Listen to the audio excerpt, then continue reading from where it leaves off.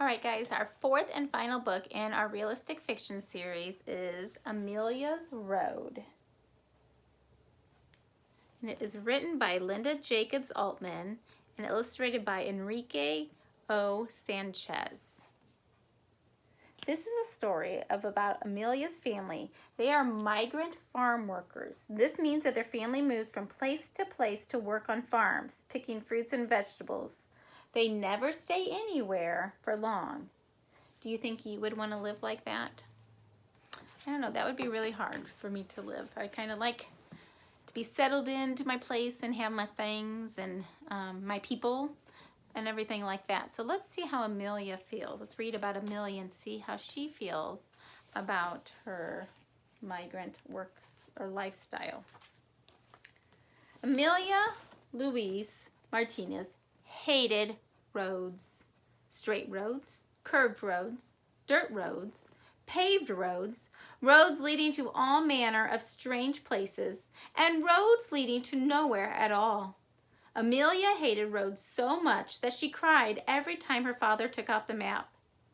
The roads Amelia knew went to farms where workers labored in sun-struck fields and lived in grim, gray shanties. The roads were long and cheerless. They never went where you wanted them to go. She looks pretty sad here. Amelia wanted to go someplace where people didn't have to work so hard or move around so much or live in labor camps. Her house would be white and tidy, with blue shutters at the windows and a fine old shade tree growing in the yard. She would live there forever and never worry about Los Caminos again. Los Caminos means the road and driving on the road. It was almost dark when their rusty old car pulled to a stop in front of cabin number 12 at the labor camp. "Is this the same cabin we had last year?" Amelia asked, but nobody remembered. It didn't seem to matter to the rest of the family. It mattered a lot to Amelia. From one year to the next, there was nothing to show Amelia had lived here, gone to school in this town, and worked in these fields. Amelia wanted to settle down. She wanted to belong. "Maybe someday," said her mother, but that wonderful someday never seemed to come. "Mama," Amelia asked, "where was I born?" Mrs. Martinez paused for a moment and smiled. "Where? Let me see, must have been in Yuba City, because I remember we were picking peaches at the time." "That's right, peaches," said Mr. Martinez, "which means you were born in June." Amelia sighed. Other fathers remembered days and dates. Hers remembered crops.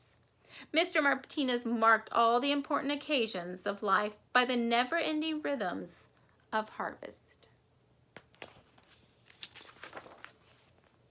The next day, everybody got up at dawn. From 5 to almost 8 in the morning, Amelia and her family picked apples.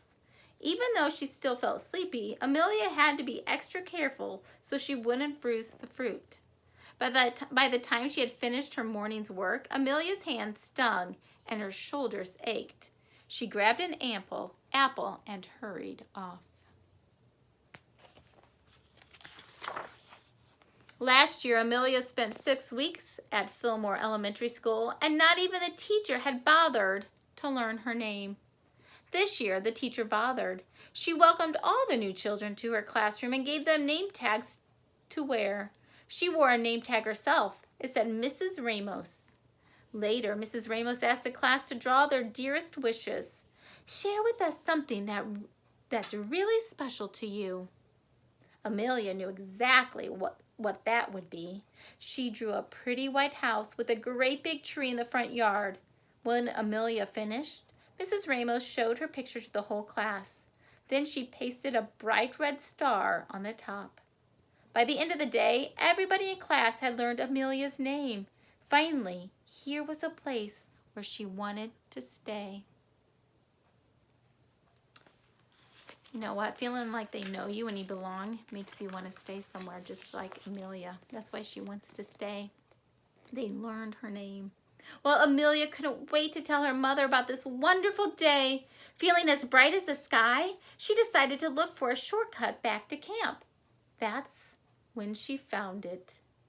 The accidental road.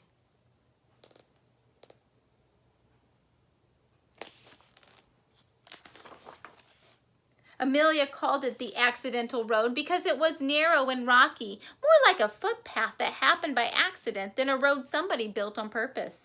She followed it over a grassy meadow, through a clump of bushes, and down a gentle hill.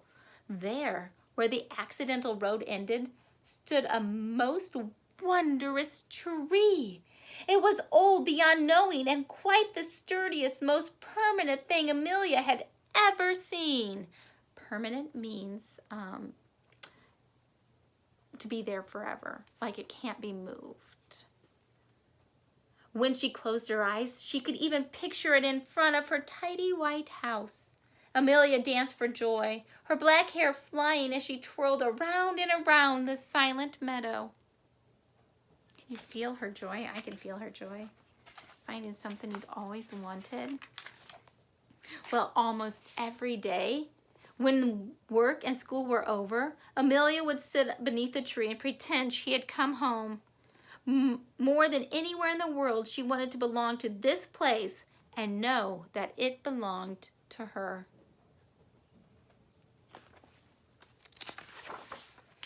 But the harvest was almost over, and Amelia didn't know what she'd do when the time came for leaving. She asked everyone for advice. Her sister Rosa, her parents, her brother Hector, her neighbors at camp, and Mrs. Ramos at school. But nobody could tell her what to do. The answer, when it came, was nearly as accidental as the road.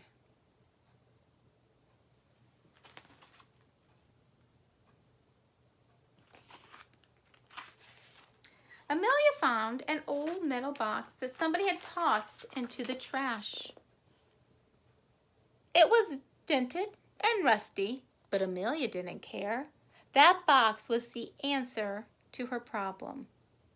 She set to work at once, filling it with Amelia's things. First, she put in the hair ribbon that her mother had made for her one Christmas. Next came the name tag Mrs. Ramos had given her. Then a photograph of her whole family taken at her last birthday. And after that, the picture she'd drawn in class with a bright red star on it. Finally, she took out a sheet of paper and drew a map of the accidental road from the highway to the very old tree. In her best lettering, she wrote Amelia Road on the path. Then she folded the map and put it into her box.